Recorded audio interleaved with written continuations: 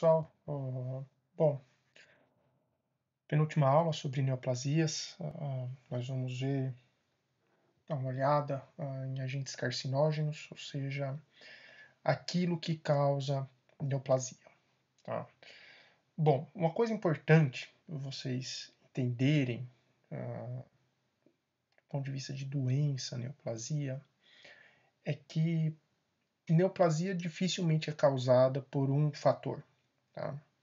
Neoplasia, da mesma maneira que sua apresentação clínica e morfológica é bastante heterogênea, a sua origem também é. Tá? Termina sendo uma doença multifatorial. Tanto que muitas vezes vocês vão lidar com pacientes em que a causa não é possível de ser estabelecida. Tá? Lógico, existem agentes etiológicos para neoplasias que são muito bem estabelecidos, muito bem conhecidos e que a exposição que nós devemos ter a esses agentes deve ser o mínimo possível, de preferência não sermos expostos. Tá? Então, um agente que causa câncer, tá? Câncer de pulmão, reconhecidamente o cigarro, o fumo, a melhor conduta é não consumir, não ser exposto, tanto de forma ativa quanto de forma passiva. Tá? Ali tem uma série de agentes carcinógenos na fumaça do cigarro. Então, essa é uma situação. Vocês, quando estiverem lidando com um paciente que tem o câncer de pulmão, então certamente a causa foi cigarro. É possível que um não fumante desenvolva neoplasia de pulmão? Sim, é possível. Tá? Mas o que a gente observa é que a grande maioria dos casos está associado à exposição do agente específico. Bom, agentes carcinógenos, essa revisão aqui da Nature, 2006, já é um pouco antiga, mas ainda não mudou muito, são extremamente variados. Tá? Existem agentes que a gente vê que é importante, por exemplo, tabaco, causando uma quantidade importante, um número importante de neoplasias, exposição a álcool. Tá? O álcool termina sendo importante porque é um cofator para o tabaco. Então, por exemplo, câncer de boca, o paciente fumante é um paciente de risco para desenvolver câncer, cavidade bucal, faringe. Se ele consumir álcool, se for um paciente alcoolista, ele está potencializando o efeito do tabaco. Dieta tem um papel importante em carcinogênese, tanto ingestão de alimentos, tá? Alimentos industrializados, notadamente, tá? Tem um papel importante no desenvolvimento de neoplasias do trato gastrointestinal, quanto à falta de certos elementos nutricionais, por exemplo, fibra dietética. Então, aditivos alimentares, uma outra categoria, comportamento sexual, isso aqui está reprodutivo, isso aqui está associado a doenças sexualmente transmissíveis, ocupação, poluição, tá? Uma pequena porcentagem de neoplasias causadas por procedimentos médicos, fatores geofísicos é importante, por exemplo, sol, infecções, e existe uma fatia aqui, não desprezível, simplesmente a causa é absolutamente desconhecida. Tá?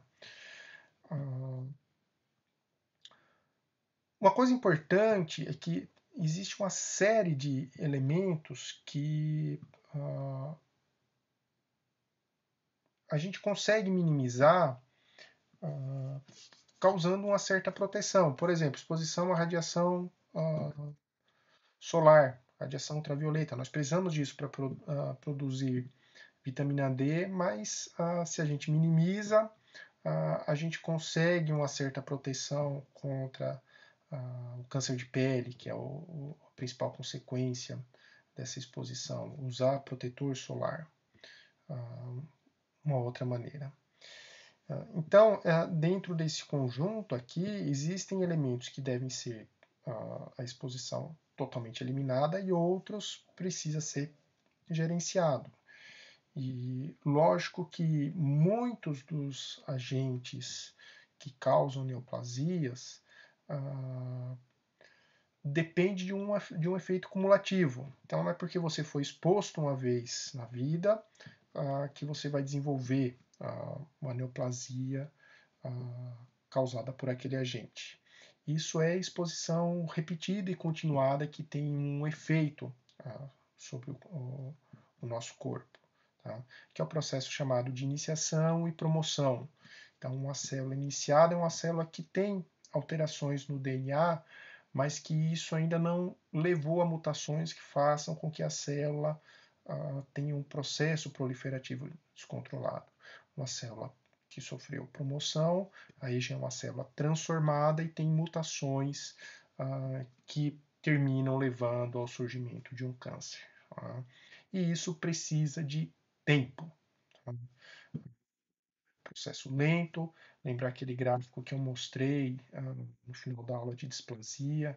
A gente sempre tem uma fase intermediária aí que pode ser reversível. Existem mecanismos de proteção no nosso corpo para evitar com que essa doença progrida, com que essas células terminem se desenvolvendo e causando problemas.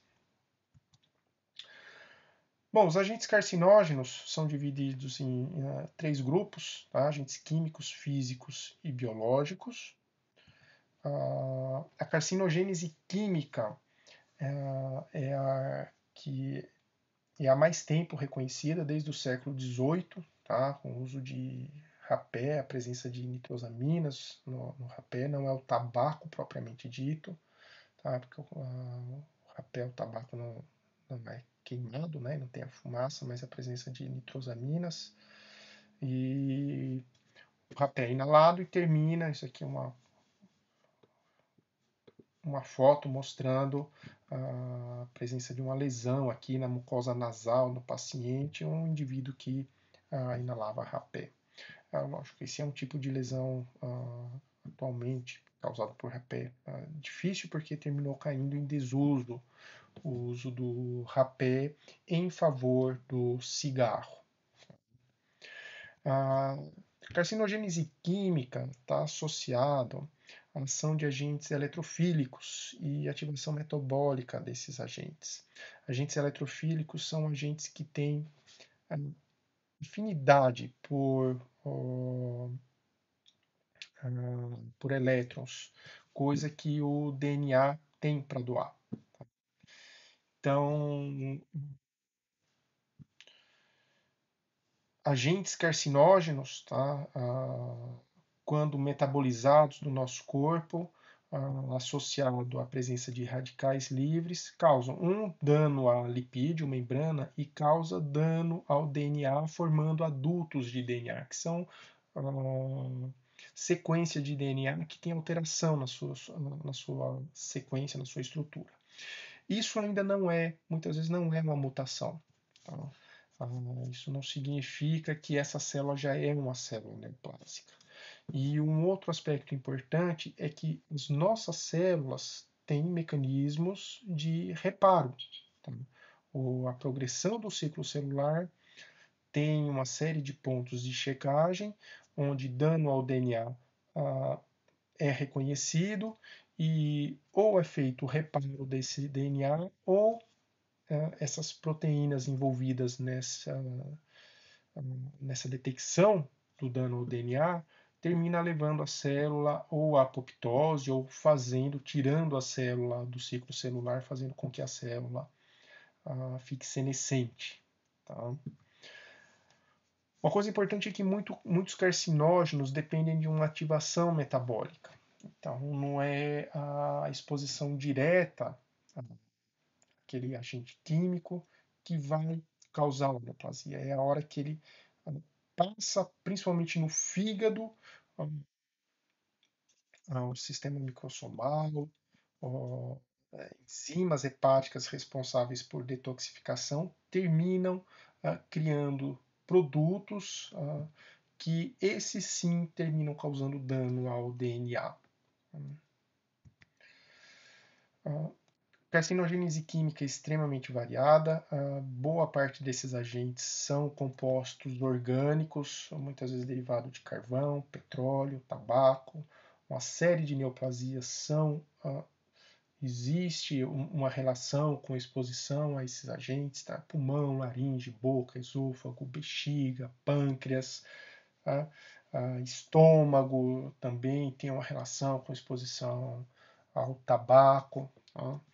E aqui estou mostrando um exemplo que é uma neoplasia de pâncreas, de cabeça de pâncreas. Está aqui um segmento do fígado do paciente. E aqui o pâncreas, lesão neoplásica.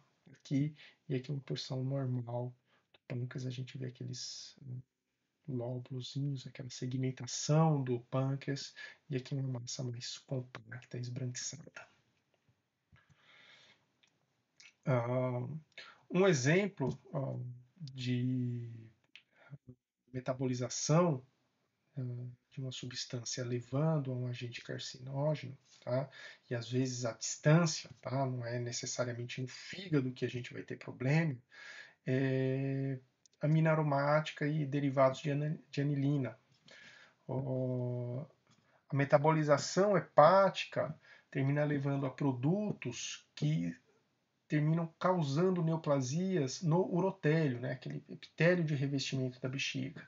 Então aqui a gente tem uma bexiga, a gente vê uma lesão ulcerada, um crescimento esquisito, essa bexiga já está deformada, a neoplasia já está infiltrando pelo ureter direito aqui do paciente, a gente vê que esse ureter está mais largo, tá? Isso é a neoplasia que está caminhando por aqui, se infiltrando, vias hemorrágicas, necrose, típico de uma lesão maligna.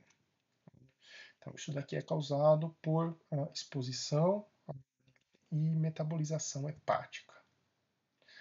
Alguns corantes artificiais, tá, que são azocompostos, azo de azoto composto nitrogenado, então são compostos orgânicos nitrogenados, durante muito tempo foram usados como aditivo na indústria alimentícia. Hoje está caindo muito em desuso, a grande maioria está sendo proibido em favor de corantes de origem natural, não esses artificiais.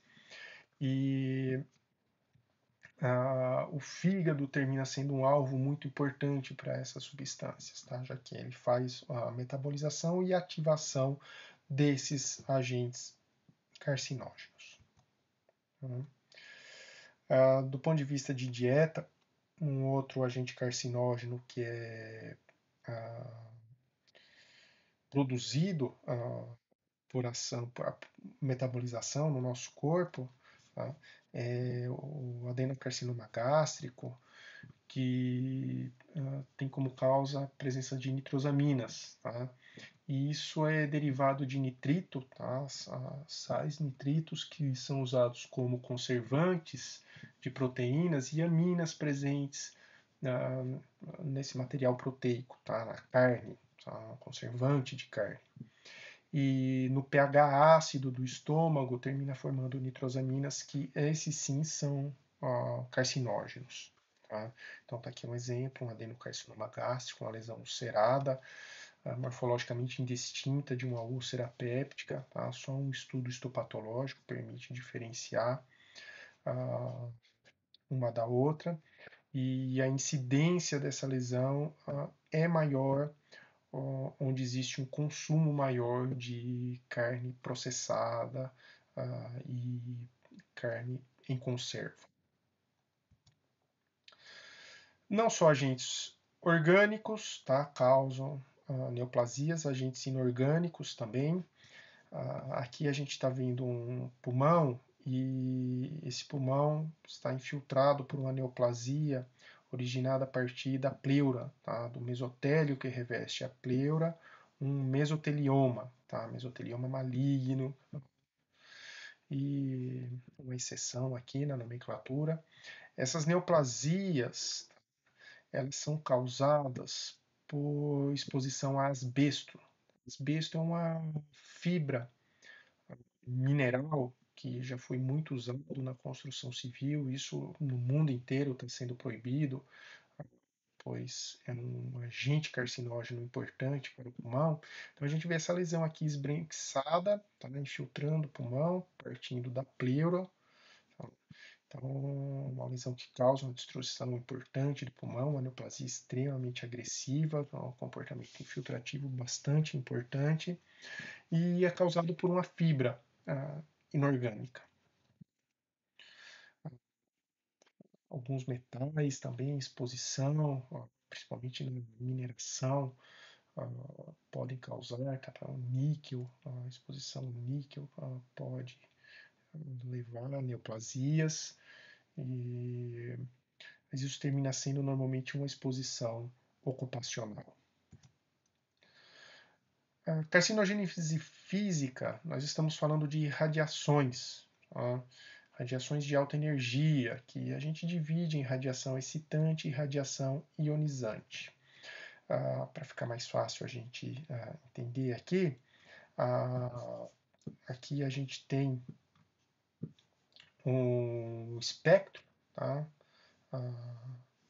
Mostrando a frequência, o comprimento de onda do espectro eletromagnético, radiação, então tanto raios gama, raio-x, luz visível, infravermelho, microondas e ondas de rádio, são todas radiações eletromagnéticas.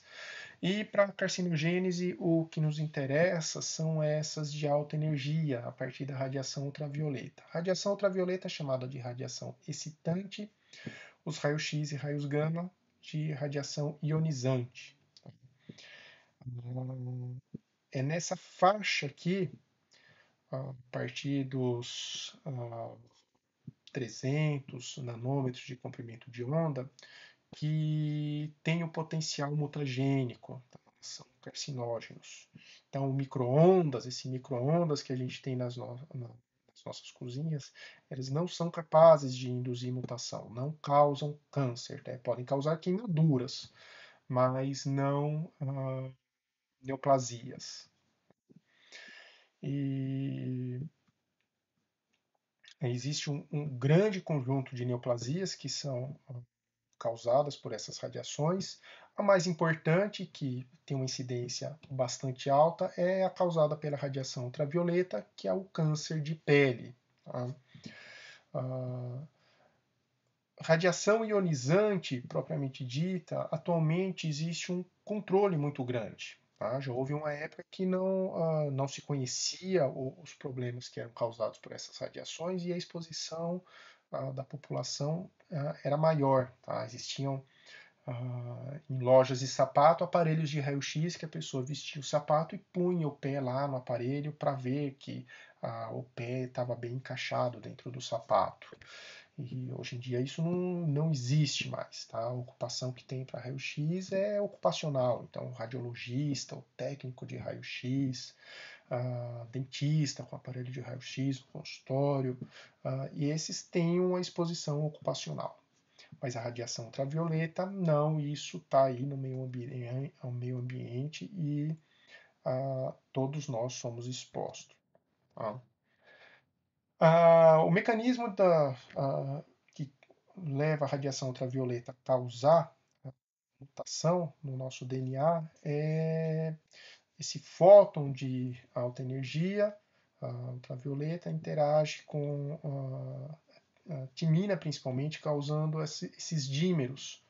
Tá? Então, esses dímeros aqui causam uma alteração na sequência do DNA. E isso, à medida que esses dímeros vão se acumulando, isso leva a mutações, quebras no DNA, alterações na sequência da cadeia de DNA que se refletem em genes mutados. Tá? Então, isso precisa de tempo para se apresentar. Tanto que câncer de pele é mais comum em pessoas com idade mais avançada. Só que quanto mais exposta ao sol e menos melanina para proteger a pele a pessoa tem, maior a probabilidade de desenvolver um câncer de pele. Tá? Aqui um exemplo, uma fotomicrografia, aqui uma técnica de imunistoquímica de um carcinoma espinocelular bem agressivo. A gente vê que essas células alongadas aqui são células neoplásicas infiltrando, células com aspecto estelado, já diferente das células poligonais que nós observamos normalmente num epitélio pavimentoso estratificado. Radiações ionizantes, tá? Raio-X, raios gamas, terminam causando um conjunto maior de alterações na cadeia de DNA. Então, existe quebra de pontos de hidrogênio, quebra de cadeia dupla, formação de dímeros de pirimidas, ligações cruzadas no DNA, perda de base, alteração de base, substituição de base, ligações cruzadas, tá? Quebras em cadeia simples, ligação cruzada com proteína. Então, é um conjunto bastante grande de alterações que a radiação pode causar, radiação ionizante. Tanto que esse é um fator extremamente importante. Então, historicamente, os pioneiros da radiologia, a grande maioria morreu por causa de algum tipo de câncer. É extremamente comum nesses pacientes, leucemias, por causa dessa exposição crônica à radiação ionizante, levando esse conjunto de alterações no DNA e mutações. Falei, já houve uma época que a exposição era rotineira a agentes radioativos. Aqui é um exemplo, tá? Mulheres pintando mostradores de relógio, relógios que brilhavam no escuro, e esse brilho no escuro era porque a tinta continha material radioativo. E essas mulheres, para deixar o pincel com a ponta bem delicada, passavam o pincel na boca, então elas terminavam ingerindo material radioativo, tório principalmente, que era usado nesses mostradores. Isso já não é o mais usado por questões óbvias. Carcinogênese biológica, o grupo maior que causa mutações no nosso corpo são os vírus, seguido por bactérias e fungos também. Vírus é um conjunto importante de agente carcinogênico. Tá? Existe uma série de neoplasias causadas por vírus e tem uma importância epidemiológica bastante importante. Então, vamos ver algum exemplo, um bastante famoso, tá? São os papilomavírus, o HPV, principalmente sorotipo 16 e 18,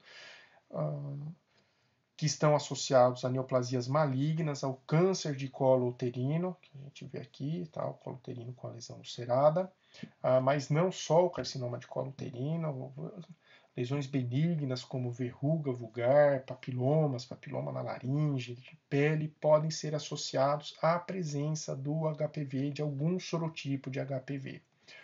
O mais importante do ponto de vista epidemiológico são esses dois sorotipos, que são os que causam câncer de colo uterino, e os dois que existe vacina para a qual os jovens são vacinados atualmente, tá? Inclusive presente na rede pública essa vacina. Coisa importante é que o HPV pode causar tanto neoplasia benigna quanto maligna. E o mecanismo depende de como o genoma viral interage com o genoma do hospedeiro. Se o material genético do vírus não é incorporado ao material genético do hospedeiro e esse vírus estimula o crescimento celular, a proliferação celular, o que a gente vai ter é um crescimento benigno, um crescimento mais limitado. Tá? Porém, se esse material genético é incorporado no genoma da célula do hospedeiro, isso leva a alterações na sequência de DNA dessa célula, e isso tem uma probabilidade muito maior de levar a um tumor maligno. Tá? Existe um favorecimento do surgimento de mutações. Na carcinogênese biológica, um outro importante é o fígado, tá? O vírus da hepatite B, principalmente. E aqui existe um mecanismo um pouco diferente de carcinogênese. Tá? Isso ocorre pela agressão crônica do vírus e com cofatores, por exemplo, o álcool pode ser importante nisso,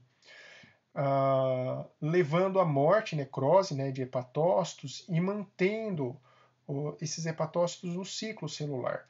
É importante lembrar que os hepatócitos eles são células estáveis, eles proliferam quando necessário, porém eles não são células lábeis, não são células que permanecem o tempo inteiro no ciclo celular. Isso deveria ser eventual. Então, a presença contínua desses hepatócitos, tá? Essa agressão crônica, junto com o quadro inflamatório, isso termina formando esses nódulos hiperplásicos. Com o tempo, pode haver uma instabilidade genômica, tá? Causando uma displasia, e eventualmente mutações podem acumular, levando ao surgimento do carcinoma hepatocelular. Então, é a agressão crônica do vírus da hepatite B que leva à neoplasia. O vírus, por si só, não é um vírus que causa mutações nos hepatócitos. Bactérias, um importante é Helicobacter pylori, tá? Causando o adenocarcinoma gástrico. O mecanismo também está associado à agressão crônica dessa bactéria, associado aí a fatores de virulência, causando lesão na mucosa. Tá? Então, essas células proliferando constantemente terminam sendo expostas a radicais livres, tanto de oxigênio quanto de nitrogênio, e isso causa dano ao DNA e instabilidade genética, tá? Que eventualmente vai se refletir em mutações e a gente vai ter o surgimento de uma neoplasia. Tá? Existe uma série de genes envolvidos, tá? Genes que regulam o ciclo celular, genes inflamatórios de adesão celular, mas o importante é essa inflamação, entender que essa inflamação crônica, tá? Essa agressão crônica que termina sendo responsável pelo surgimento da neoplasia. Fungo, importante é da família do aspergillus que produz a aflatoxina B. E a aflatoxina B é um carcinógeno químico extremamente potente, tá? E tem um efeito principalmente hepático. Bom, esse é o conjunto, tá? Básico de carcinógenos que eu separei para mostrar para vocês. E no vídeo seguinte eu vou mostrar o que acontece com uma célula, tá? O que são essas mutações e o que faz com que a célula, o mecanismo pelo qual a célula termina tendo esse comportamento maligno e se transforma no câncer. Tá? Então, no vídeo a seguir